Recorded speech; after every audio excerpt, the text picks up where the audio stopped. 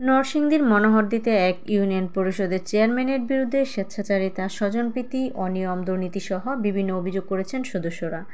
শুক্রবার দুপুরে উপজেলার চরমান্দালিয়া ইউনিয়ন পরিষদের সংবাদ সম্মেলনে এ অভিযোগ করা হয়। চরমান্দালিয়া ইউনিয়ন পরিষদের সদস্য মাহবুব আলম সংবাদ সম্মেলনে লিখিত বক্তব্য পাঠ করেন। এ সময় অন্যদের মধ্যে উপস্থিত ছিলেন ইউপি সদস্য কামাল হোসেন পাশু, মুজিবুর রহমান বাবুল।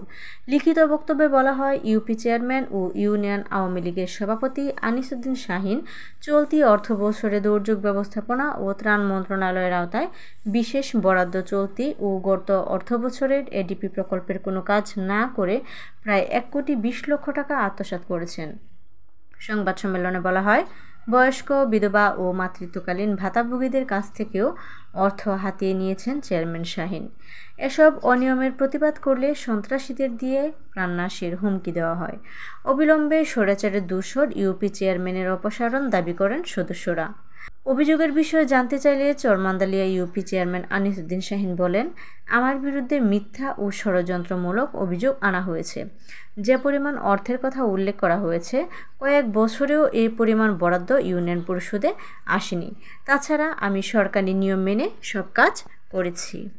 কিছু প্রকল্প সামান্য কিছু কাজ করেছে গসামাজা, আর কিছু প্রকল্প আছে কোনো কাজই করে নাই, না করে পুরো পরিষদের জন্য যে বরাদ্দ কাবিকাটি আর কাবিটা তৃতীয় পর্যায়, সেই প্রকল্পগুলোয় কাজ না করে পুরো টাকাই আত্মসাৎ করেছে।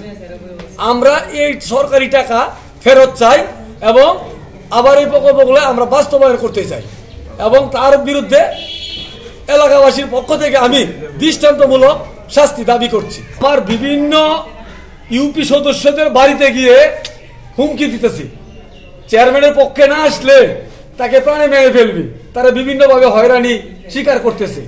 আমরাও প্রাণভয়ে আছি, যে কোনো মুহূর্তে তার যে অবৈধ টাকা, কালো টাকা দিয়ে যে কোনো মুহূর্তে আমাদেরকে হেস্তনেস্ত করতে পারে।